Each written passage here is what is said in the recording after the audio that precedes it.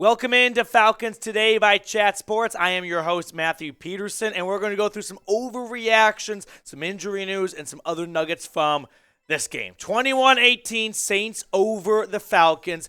It's brutal, right? Another game that the Falcons were right in it, another close one-score game down to the last possession, and it quite literally slipped through the fingers of Drake London. So a big bummer, Desmond Ridder's debut. That is the biggest story of this game. It was not a Cinderella story, 250 yards, 3 touchdowns, game-winning drive, comeback at the end. But I did think there were some good things from Ridder and some things that need to be worked on. But overall, no panic for me. Now, give me your one-word reaction to this game. I'll give you mine in a second. But I asked this because I'm very curious what direction you want to go, right? You want to go the half-glass full route or the half-glass empty route? For me, my one-word reaction, I'm going to go cruel because you had an opportunity to really make a statement and really try and make a push to make the playoffs in the NFC South. Not only do you lose that, which you're not out of the race, but you're definitely not where you want to be right now, but to lose to your rival and kind of boost them up a little bit and get them closer to winning the division, that's like a double whammy. And on top of that, to have it happen in Desmond Ridder's debut, well, then it just feels like the whole world's crashing down. Now, we're going to get to some injury news starting right now with Caleb Huntley, and then we're going to get to Tyler Allgeier because he gets his own segment of the show, believe me. But Caleb Huntley suffered a season-ending Achilles injury on Sunday. That is expected to require surgery, according to Adam Schefter. So, big bummer right there for Huntley. I thought he had some good games this season, like the Browns game, for example. Hopefully, he can recover and get back on the field early next season.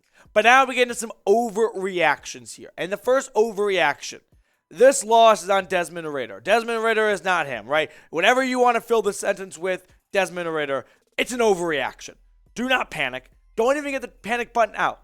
Leave it in a small closet, locked away, and don't even come close to it. Leave it like the furnace in your basement that you never want to go near. Desmond Ridder is okay. Everything will be okay. Well, that second part is more hope and belief, but there's no way you can look at this game against the Saints and go, well, Desmond Ridder is doomed moving forward. It was his NFL debut against a really good Saints defense. 13 for 26, 97 yards, no touchdowns, QBR 31.9. I know those aren't beautiful stats in the box score maybe you were hoping for, but I did think there were some good things that came out of this. One, unlike Mariota, I felt like Desmond Ridder was pushing the ball down the field more, was taking more shots, right? Instead of being more like a check down Charlie, if you will. And I think it's important to remind you guys, the Saints have a good defense, and how many quarterbacks have perfect NFL debuts? The best of the best struggle early on, right? Do I have to remind you guys about how many touchdowns and interceptions Peyton Manning threw in his rookie season? Like, don't look at this and go, write it off, Ridder's done. That is way too premature in my opinion. I also liked this tweet from Dave Archer. I thought you guys should see as well. Dave said, I know it's hard, Falcons fans, but be patient. Desmond Ridder grew up in the game Sunday, antsy early on, but settled in, did a lot of good things at the line of scrimmage pre-snap, ultimately didn't turn the ball over, and when needed made a clutch fourth down play. Give him some time. The last play of the game was a bit of a bonehead, time and score. You got to know the situation a little bit. But all in all, I'm not upset with Desmond Ridder's first game as an Atlanta Falcon. So grade Ridder's debut for me. A, B, C, D, or F. It's not an A. It's not an F. It's somewhere in the middle. I'll go B-, and that's being a bit of an optimist. But I do want to just believe that, hey, on the road against a tough Saints defense, he made some good flashes. He made some good plays. Plenty to look at and go, well, that wasn't like a Nathan Peterman 5 interception in 1 half type of performance. Was smart with the football. I like the shots he made downfield. And I also like this. Drake London, right? It was good to see a London and Ridder connection start to form because this could be a duo we see for quite some time down in Atlanta. Just wish the game didn't have such a sad ending for the Falcons where it's a Drake London fumble instead of maybe going down the field, getting a field goal to tie the game, or even scoring a touchdown.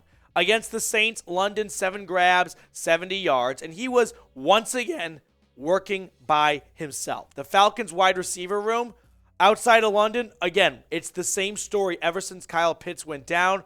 No production from anywhere else. It is very apparent and very clear for Terry Fontenot. One of his biggest priorities this offseason is, hey, one, over the next 3 games, get a better idea of what you have in Desmond Ridder. But 2, you need to add more firepower because Zacchaeus and Bird, they're not getting the job done. This wide receiver group is bad. Like depth-wise, top to bottom, when your best player is a rookie, that's a bit concerning on my end. Really do miss Kyle Pitts right now, but you got to be more like just built out better. You got to be built top to bottom better and not be so top heavy.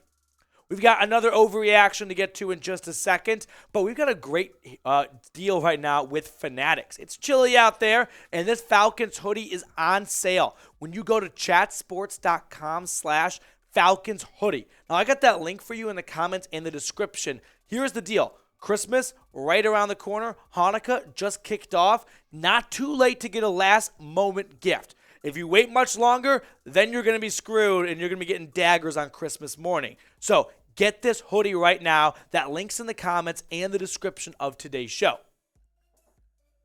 Second overreaction. Tyler Allgeier is the future RB1. Tyler Allgeier is him. This is accurate.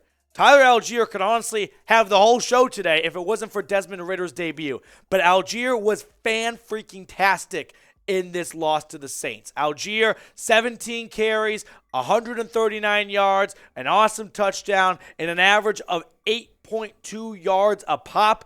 I was high on Allgeier back in like August. Loved the pick out of BYU, especially when you looked at this Falcons running back room and thought there is room for someone to make a case and make a push to be the future Michael Turner of this team. And Allgeier, after a slow start to the season, was like a healthy scratch, I think, week 1. Well, he has really come along, and this was his coming out party, his breakout party. Just shame on me for having him on the bench on my fantasy team. But Tyler Allgeier, he is him. This is going to be, hopefully, a great running back duo. I can't say for years to come with where Cordell Patterson is on the age column, but at least for next season, and that's going to really help Desmond Ridder or whoever the quarterback is next year get settled in and have a great ground game to lean back on if things aren't going well through the air. So might we see a bit of like a passing of the torch of Cordell Patterson? I mean, no one really expected this type of resurgence late in his career at somewhat a new position, if you will. But Tyler Allgeier was awesome. I mean, this was a big, oh my goodness, is this the next Freeman, right? Is this the next true bell cow back for the Falcons moving forward? And then you take it all into account. Look at the Falcons rookies. I mean, if you get Ridder, London, and Allgeier all firing on a cylinder at the same rate over the next 3 games, that's going to get you pretty pumped up going into the offseason going, sure, we're not where we want to be right now, but we've got a great young triple-headed monster at quarterback, wide receiver, and running back. These next 3 games, win or lose, I'd honestly rather see these guys pop off and lose by 1 point the next 3 games than have them look bad, squeak into the playoffs, and be a team that just everyone forgot made the playoffs because they got blown out in the first round. I don't know if that's what you're feeling, but I'd much rather see these 3 guys take it to another level as the season wraps up. So let me know. Is Allgeier the future Falcons RB1? Am I being a prisoner of the moment right now and overreacting to one awesome game? Or do you actually believe, you know what, this guy's really going to take off? Let me know in the comments. And hey, while you're getting your votes in, we are so close to reaching 8,600 subscribers here at the channel. We just need 38 people watching, which I know there are 38 people. YouTube faxes that shit over every day who have not subscribed. So please go ahead and do so. Third overreaction from this game here. The Falcons are officially eliminated from the playoffs. No, this is an overreaction. They are not officially eliminated. They are not dead in the water. They have a life. They have a pulse. It may be faint now, but they are definitely still in the mix because the NFC South is just so bad. I mean, I don't know who the worst team is. Really. I think it might be the Bucs. And they have the best record. But they have looked like when the Bucs play their worst, that is worse than any other team I feel like in this division.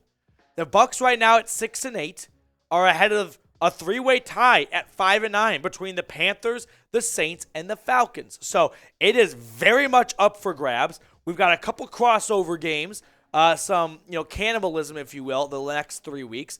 But here's the remaining schedule, starting with the Falcons.